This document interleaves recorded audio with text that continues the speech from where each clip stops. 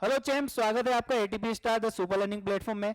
बच्चों, last lecture में हमने डिस्कस किया था trigonometric ratios of some specific angles like 0 degree, 30 degree, 45 degree and 90 degree.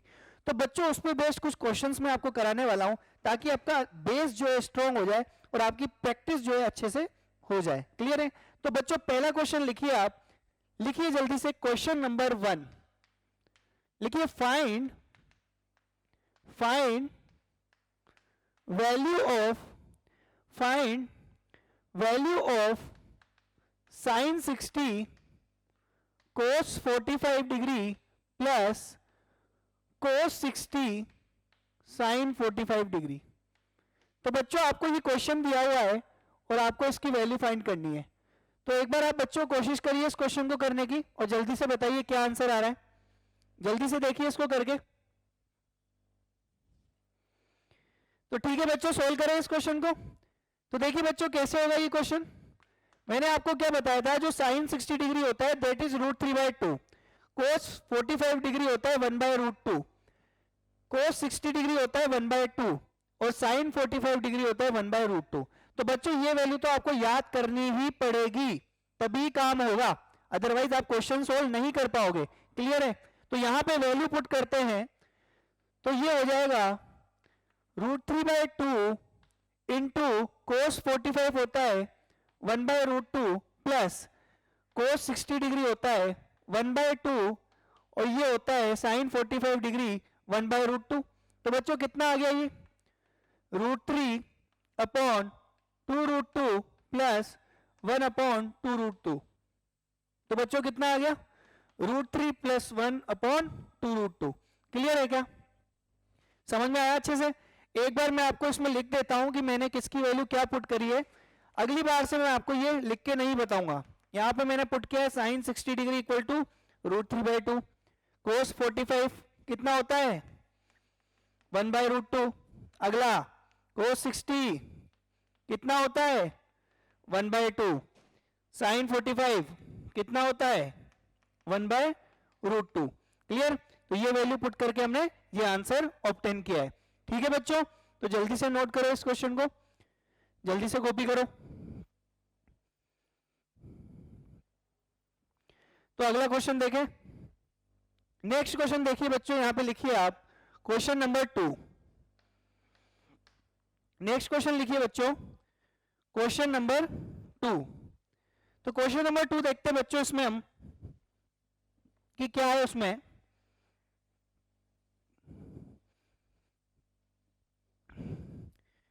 Question number 2 में बच्चों आपसे पूछा गया है फाइंड द वैल्यू ऑफ, लिखिए find the value of science 30 degree into cos 30 degree plus ten 60 degree into cosec 30 degree. Clear? तो बच्चों, आपको इस एक्सप्रेशन की वैल्यू निकालनी है। क्लियर है? तो एक एक करके हम वैल्यू पुट करते हैं यहां पे, तो देखते हैं क्या आंसर आता है। बच्चों, साइन 30 डिग्री कितना होता है 1/2। इसके बाद अगर हम बात करें कोस 30 डिग्री की तो वो कितना होता है √3/2। ठीक है क्या? इसके बाद टेन 60 डिग्री की अगर हम बात करें तो वो होता है आपका √3 और कोसेक 30 डिग्री जो होता है वो होता है आपका 2/√3 2। क्लियर है क्या? क्योंकि कोसेक 30 कितना होता है 1/sin30 मतलब 2। अब बच्चों, इन वैल्यू को सब्स्टिट्यूट करते हैं और देखते हैं क्या आंसर आता है। तो जल्दी से देखते हैं।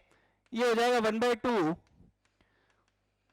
इंटू √3/2 प्लस ये हो जाएगा बच्चों √3 इंटू कोसेक 30 की वैल्यू हो गई 2। तो कितना आंसर आ गया √3/4 प्लस 2√3। क्लियर है क्या? तो इसका मतलब इसको अगर हम सोल्व करते हैं तो ये आंसर आता है आपका 9√3/4। ठीक? तो इस क्वेश्चन में भी बच्चों में क्या करना था, जो बेसिक ट्रिग्नोमेट्रिक रेशियोज हैं स्पेसिफिक एंगल्स उनकी वैल्यू पुट करनी थी। तो जल्दी से इसे नोट करिए, फिर देखते हैं कुछ अच्छे क्वेश्चंस और।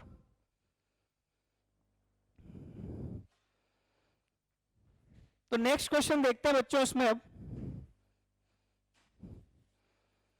क्वेश्चन नंबर 3 की तरफ हम मूव करते हैं।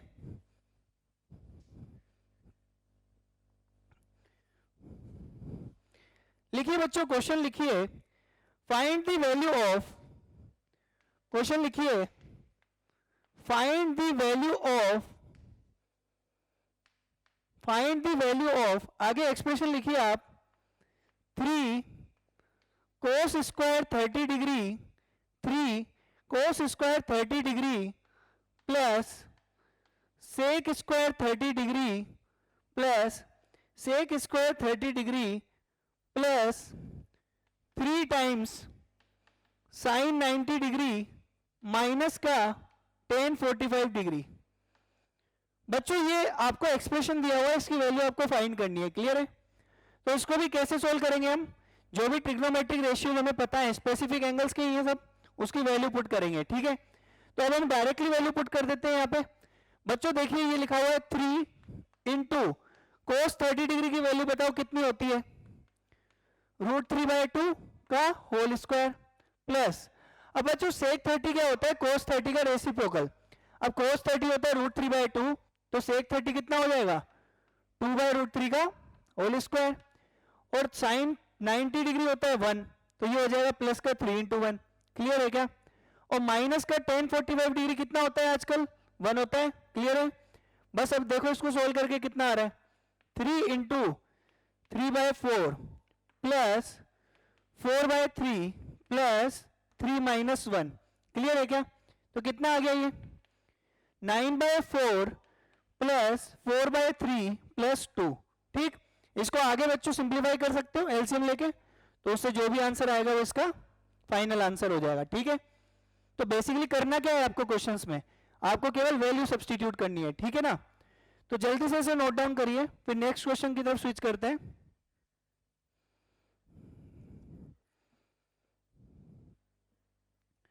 तो नोट डाउन कर लिया? तो बच्चों देखते हैं नेक्स्ट क्वेश्चन क्या है हमारा।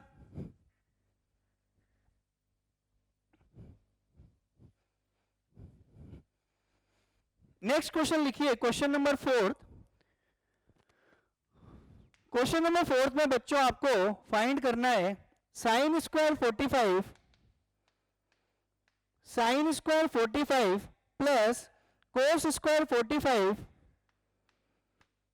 अपॉन tan स्क्वायर 60, ठीक है बच्चों?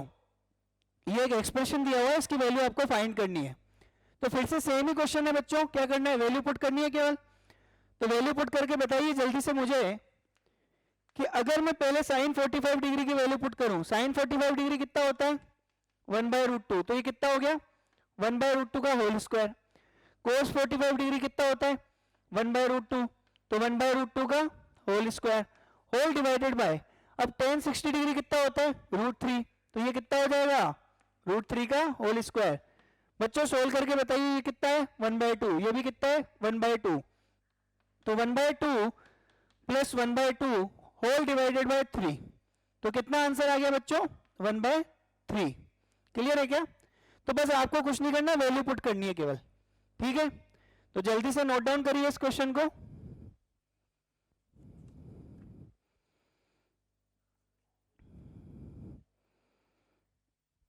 अब नेक्स्ट क्वेश्चन लिखिए बच्चों यहां पे, question number 5, find theta where theta belongs to 0 to 90। बच्चों आपको क्वेश्चन में थीटा की वैल्यू फाइंड करनी है, जहां पे कहा गया है कि जो थीटा है आपका 0 से 90 के बीच में। बच्चों अगर आपको नहीं पता हो कि इसका मतलब क्या होता है, इसको पढ़ते हैं बिलोंग्स टू, क्लियर है? मैं आपको बता देता हूं, इस साइन को हम रीड करते हैं बिलोंग्स टू, ठीक है? तो इसका मतलब जो भी आप थीटा की वैल्यू निकालने वाले हो वो 0 से 90 डिग्री के बीच में होनी चाहिए, ठीक है? 0 से 90 डिग्री। तो पहला पार्ट देखिए, इसमें अभी मैंने क्वेश्चन, ये क्या हेडिंग लिखी है क्वेश्चन की। पहला क्वेश्चन आपको क्या गिवन है कि 2 sin 2 theta equals to 1। Second दिया हुआ है tan 2 थीटा या 3 tan 2 theta equals to √3, clear है? तो ये दो पार्ट आपको सोल्व करने हैं इस क्वेश्चन के, मतलब थीटा की वैल्यू बतानी है। और ध्यान रखना है कि जो भी थीटा है वो आपका 0 से 90 के बीच में होगा। क्लियर? तो पहले पार्ट की अगर मैं बात करूं यहां पे, तो सॉल्यूशन नंबर 1, एक बात देखिए, पहला वाला क्या है, 2 sin 2 थीटा इक्वल्स टू 1, तो sin 2 थीटा की वैल्यू कितनी आ गई, 1/2। क्लियर है क्या? बच्चों ये बताओ कि sin theta equals to half में थीटा की वैल्यू क्या होती थी, 30 डिग्री। समझ में आ रहा है? अब आपको थोड़ा सा कंफ्यूजन हो रहा होगा, सर यहाँ पे 2 थीटा लिखा है, इसको मैं कैसे सोल्व करूं, है ना? तो एक बात ऐसा करो ना, वैसे तो आपको डायरेक्ट ट्रिक पता होनी चाहिए, 2 थीटा को x मान लो, मान सकते हैं? तो अब बताइए क्या लिखा हुआ है, ये लिखा हुआ है आपके पास sin x equals to half. बच्चों sin x equals to half का क्या मतलब होता है, बता सकते हो क्या? कि x कितना होना चाहिए आपका, 30 डिग्री। सही है, मतलब जो x है वो कितना आना चाहिए मेरा, 30 डिग्री। लेकिन मुझे x थोड़ी ना फाइंड करना है, मुझे क्या फाइंड करना है, थीटा। अब मुझे अगर थीटा फाइंड करना है तो x की जगह क्या रख दूं, 2 थीटा। तो इसका मतलब x की वैल्यू 30 डिग्री का होने का मतलब 2 थीटा कितना है, 30 डिग्री। तो बच्चों यहां से थीटा कितना आ गया मेरा, 15 डिग्री। क्लियर है? ये तो हो गया एक तरीका। लेकिन बच्चों मैं आपको डायरेक्ट ट्रिक अगर पूछता कि इसको देख के आप half sin 2 theta equals to half देख के आप डायरेक्टली आंसर कैसे निकालोगे, तो बच्चों ये बताओ साइन वैल्यू हाफ कब देता है, जब उसके अंदर का एंगल कितना होता है, 30 डिग्री। इसका मतलब कोई आपसे पूछे कि डायरेक्टली आंसर कैसे बोलोगे, तो आप बोलोगे कि साइन अपनी वैल्यू 1/2 तभी देगा जब उसके अंदर की वैल्यू कितनी हो जाएगी, 30 डिग्री। मतलब थीटा कितना हो जाएगा, 15 डिग्री। अरे समझ में आ रहा है? थीटा 15 डिग्री हो गया ना यहाँ पे। क्लियर? इसी तरीके से सेकंड पार्ट की तरफ स्विच करें, तो सेकंड पार्ट देखिए बच्चों, इधर यहां पे लिख रहा हूं मैं। तो सेकंड क्या है हमारे पास, 3 tan 2 theta equals to √3। Clear? तो यहां पे बच्चों अब देखिए, अगर 3 tan 2 थीटा इक्वल्स टू √3 है तो tan 2 थीटा की वैल्यू कितनी होगी, √3/3। मतलब क्या ये 1/√3 हो गया, हो गया। बच्चों tan 2 थीटा 1/√3 है, इसमें डाउट मत करो। मुझे ये बताओ tan अपनी वैल्यू 1/√3 कब देता है, जब उसके अंदर का एंगल कितना हो, 30 डिग्री। अब इसमें x मान के मत करना, डायरेक्टली करना सीखो। tan अपनी वैल्यू 1/√3 तब देता है जब आपने उसके अंदर के एंगल की वैल्यू 30 डिग्री रखी है। इसका मतलब अगर tan 2 थीटा 1/√3 है तो जो अंदर वाला एंगल है वो कितना होना चाहिए, 30 डिग्री। तो मतलब थीटा कितना आना चाहिए, 15 डिग्री। क्लियर है क्या? चाहे तो आप 2 थीटा को x मान लेना, लेकिन आप इतना लेंथी क्यों कर रहे हो? आप डायरेक्टली इसमें तरीका खोज सकते हैं ना कि 2 थीटा इक्वल्स टू कितना होगा, 30 डिग्री। क्लियर है? तो इस तरीके से हम यहाँ पे इन इक्वेशंस को सोल्व कर सकते हैं। तो जल्दी से इसे नोट डाउन कीजिए बच्चों, फिर नेक्स्ट क्वेश्चन देखते हैं।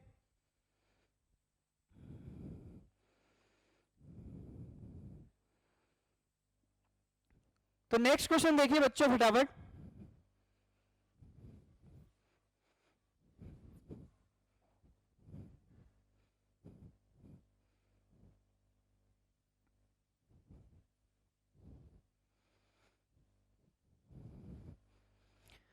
नेक्स्ट लिखिए बच्चों, इफ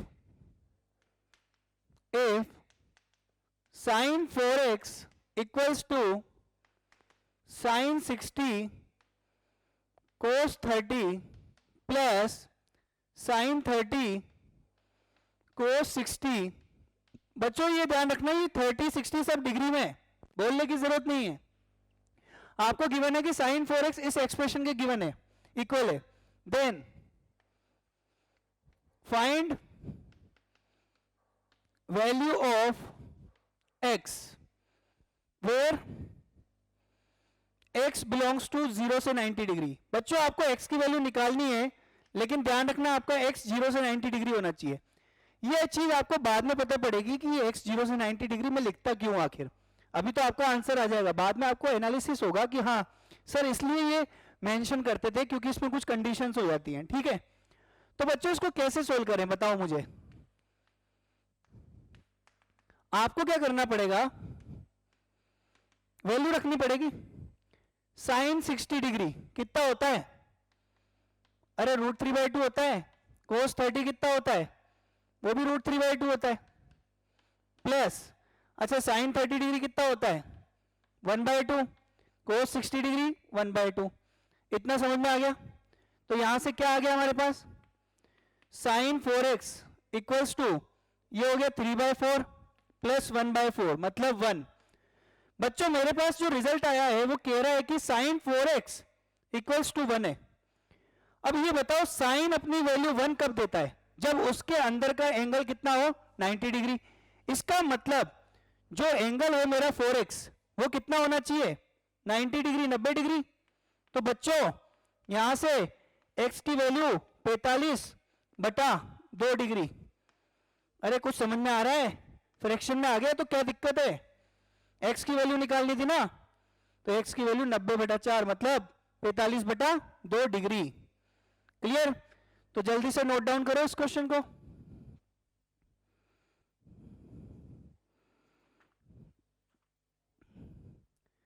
तो नेक्स्ट क्वेश्चन देखें बच्चों, तो नेक्स्ट क्वेश्चन देखते हैं यहां पे।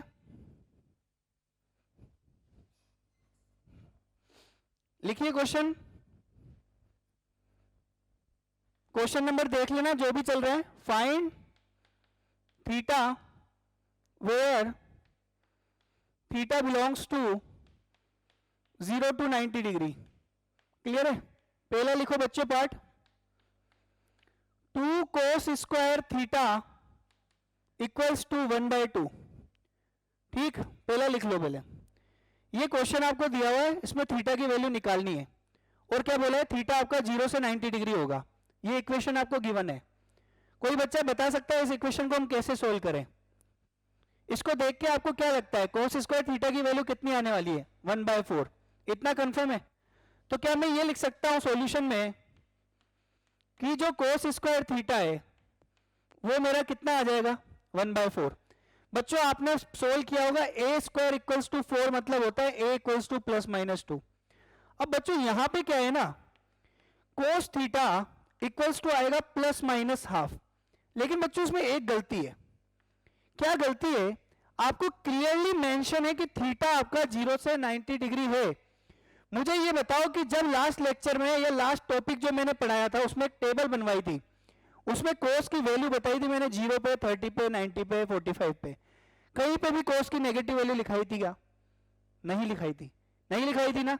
इसका मतलब थीटा जब 0 से 90 डिग्री होता है तो cos क्या होता है, 0 या पॉजिटिव, नेगेटिव होता है क्या? तो आपने यहाँ पे नेगेटिव वैल्यू कैसे लिख दी? इसका मतलब हमारा केवल एक ही रिजल्ट आएगा यहां से, cos theta equals to half. और जो cos थीटा इक्वल्स टू -½ है बच्चों, वो क्या हो जाएगा, रिजेक्टेड। क्यों? एज थीटा क्या है 0 से 90 डिग्री। क्लियर है क्या? तो cos थीटा इक्वल्स टू 1/2 आ चुका है। अब बच्चों बताओ cos थीटा 1/2 कब होता है? ये तो बचपन से पता है हमें, क्या? जब थीटा इक्वल्स टू 60 डिग्री हो। अरे क्लियर है क्या? तो बस पहला वाला पार्ट डन, समझ में आया अच्छे से? चलो पहले सेकंड वाला भी देख लेते हैं, फिर नोट डाउन करते रहना। सेकंड वाला आपको दिया हुआ है 3 tan square theta -1 equals to 0। बताओ कैसे सोल्व होगा? सबसे पहले तो tan स्क्वायर थीटा को लिख दूंगा मैं 1/3, फिर मैं tan थीटा को लिखूंगा +-1/√3। इतना लिख लूं पहले? चलो लिखते हैं solution. tan square theta equals to 1/3 मतलब बच्चों tan theta equals to +-1/√3। Table याद करो, 0 से 90 डिग्री में tan की जितनी भी वैल्यू थी या तो वो 0 थी या पॉजिटिव या अनडिफाइंड थी, लेकिन अनडिफाइंड में भी कैसी थी वो, इंफिनिटी। मतलब 0 से 90 डिग्री में जितने भी ट्रिग्नोमेट्रिक रेशियोज हैं वो सारी अपनी पॉजिटिव वैल्यू ले रहे थे या फिर 0 ले रहे थे। क्या tan थीटा की वैल्यू -1/√3 करेक्ट है क्या यहाँ पे? बिल्कुल भी नहीं है, क्योंकि क्वेश्चन में क्या दिया हुआ है एक्सप्लिसिटली कि थीटा आपका 0 से 90 डिग्री है। ठीक, तो इसका मतलब बच्चों tan थीटा इक्वल्स टू 1/√3 ही करेक्ट होगा, और tan थीटा इक्वल्स टू -1/√3 वो क्या हो जाएगा, रिजेक्ट। क्लियर है क्या? अब tan थीटा इक्वल्स टू 1/√3 बचपन से हमने पढ़ा है कि थीटा की वैल्यू π/6 मतलब कितनी होनी चाहिए? अरे 30 डिग्री। 30 डिग्री को क्या लिख सकता हूं? अरे रेडियन में भी तो दे सकता हूं अपना आंसर, ऐसा कोई जरूरी थोड़ी ना है। यहां पे भी दे लो, यहां पे थीटा 60 डिग्री है तो थीटा कितना आएगा π/3। क्लियर? तो क्या दोनों पार्ट्स क्लियर हो गए आपको? ठीक है, अच्छे से। तो जल्दी से बच्चों नोट डाउन करो, नेक्स्ट क्वेश्चन की तैयारी करते हैं। नोट डाउन करिए इस क्वेश्चन को।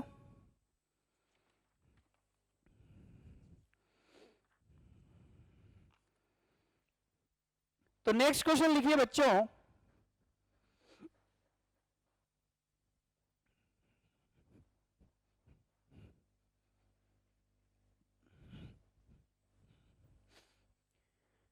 लिखिए क्वेश्चन नंबर देख लेना बच्चों, जो भी नंबरिंग आप करते जा रहे हो। इफ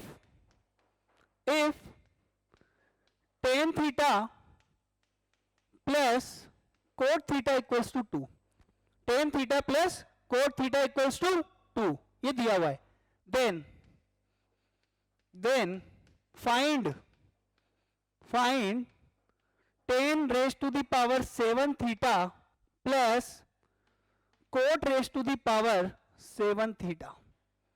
क्वेश्चन देखने में तो बड़ा खतरनाक लग रहा है कि सर आपने तो पावर 7 लगा दी है, तो कैसे सोल्व करें? जब तक थीटा मिलेगा नहीं तब तक क्वेश्चन सोल्व होगा नहीं।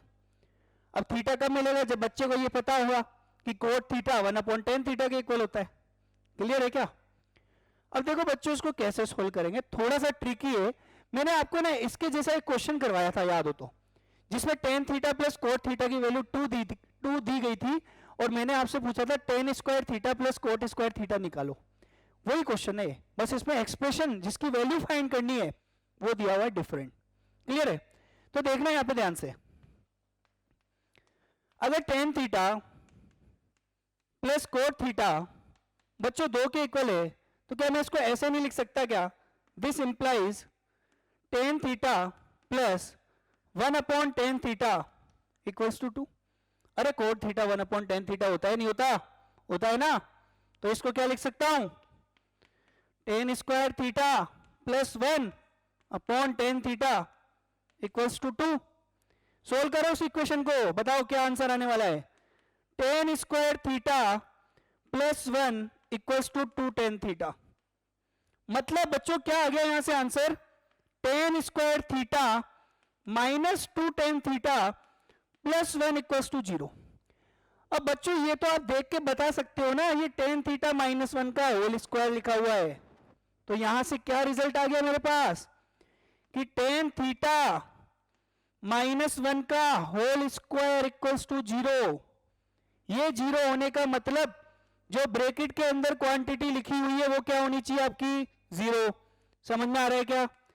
मतलब tan थीटा माइनस 1 आपका 0 होना चाहिए। मतलब बच्चों tan थीटा कितना होना चाहिए? 1। यहां तक समझ में आया या नहीं आया? नहीं आया? किसको समझ में नहीं आया? क्लियर? समझ में आया? ये जो प्रोसेस मैंने किया है इसके किसी स्टेप में डाउट है क्या? tan थीटा इक्वल्स टू 1 आ चुका है ना? क्या पूछा गया है? tan की पावर 7 थीटा प्लस कोट की पावर 7 थीटा। बच्चों ये बताओ tan थीटा अगर 1 है तो कोट थीटा भी कितना होगा? अरे 1 ही होगा। अगर tan थीटा भी 1 है, कोट थीटा भी 1 है, तो इसकी वैल्यू कितनी आ गई? 1 की पावर 7 प्लस 1 की पावर 7। 1 की पावर कुछ भी लगा तो हमेशा कितना आता है? 1 ही आता है। 1 की पावर 1000 लगाओ तब भी 1 ही आएगा। तो ये कितना हो गया? 1 प्लस 1 इक्वल्स टू 2। तो इसका मतलब मेरा क्वेश्चन जो है उसका करेक्ट आंसर क्या आने वाला है बच्चों? 2। ठीक है क्या? समझ में आ गया? जल्दी से नोट डाउन करो इसको, नेक्स्ट क्वेश्चन की तैयारी करते हैं फिर।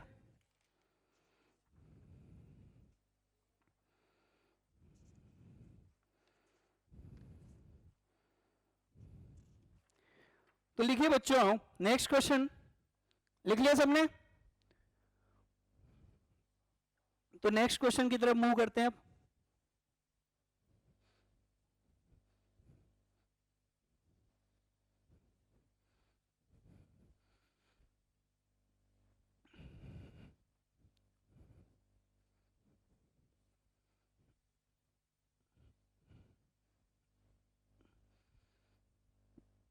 लिखिए बच्चों क्वेश्चन लिखिए, कोस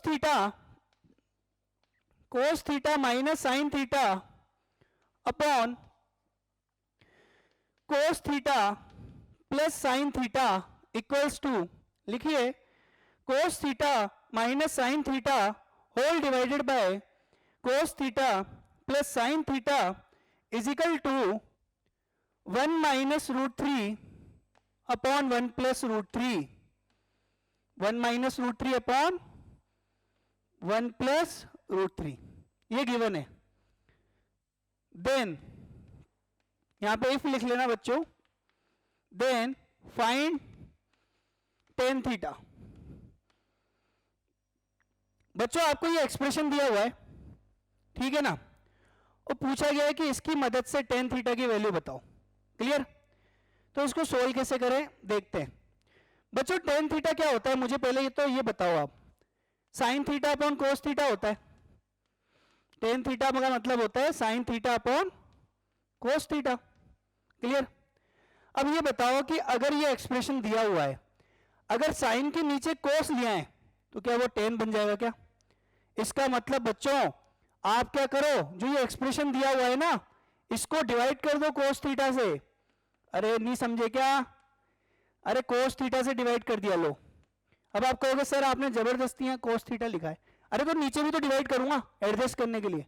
देखो इधर कैसे, cos theta plus sine theta upon cos theta, और ये कितना दिया हुआ है 1 minus root three upon 1 plus root three. इतना समझ में आया? कोस थीटा तो कोस थीटा कैंसिल होगा, क्या हम वापस से वही पहुंच जाएंगे क्या? तो क्या हम ये प्रोसेस अप्लाई कर सकते हैं? क्यों किया? क्योंकि हमें टेन थीटा चाहिए। टेन थीटा कैसे आता है? जब साइन के नीचे कोस आता है। अब बच्चों ये जो ऊपर वाली क्वांटिटी आपके पास लिखी हुई है और जो नीचे वाली लिखी हुई है, इसको सिंप्लीफाई करो। कैसे?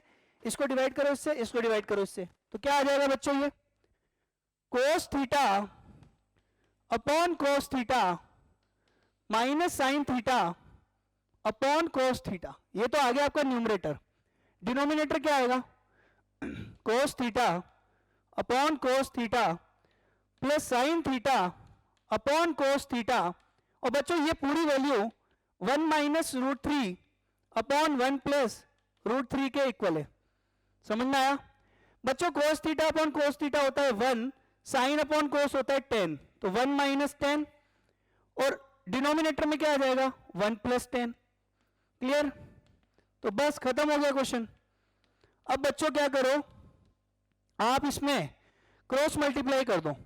क्रॉस मल्टीप्लाई करते ही आपका आंसर आ जाएगा, तो जल्दी से क्रॉस मल्टीप्लाई करते हैं। ये हो जाएगा 1 प्लस रूट थ्री और minus ten theta minus root three ten theta equals to, ये हो जाएगा बच्चों 1 माइनस रूट थ्री, और इधर से बन जाएगा टेन थीटा माइनस का रूट थ्री टेन थीटा। अरे क्रॉस मल्टीप्लाई कर दिया ना, ये तो कर ही सकते हो कैलकुलेशन। क्या क्या कैंसिल हो रहा है यहां से? ये कैंसिल, टेन थीटा, और क्या बचा 1 से 1 कैंसिल। बच्चों ये माइनस रूट थ्री है प्लस रूट थ्री है, कितना बन गया 2 रूट थ्री। ये माइनस टेन थीटा है प्लस टेन थीटा है, कितना बन गया 2 टेन थीटा। तो बच्चों यहां से टेन थीटा की वैल्यू कितनी आ गई रूट थ्री। क्लियर है क्या? तो इस तरीके से बच्चों टेन थीटा की वैल्यू रूट थ्री आ गई। तो बच्चों आज के लेक्चर में हमने स्पेसिफिक एंगल्स के कुछ एग्जांपल्स देखे, होपफुली आपको अच्छे से समझ में आया होगा। नेक्स्ट लेक्चर में हम बच्चों इस चैप्टर को आगे बढ़ाएंगे। तब तक के लिए बच्चों अच्छे से प्रिपरेशन कीजिए, अच्छे से पढ़ाई कीजिए, और थैंक यू वेरी मच।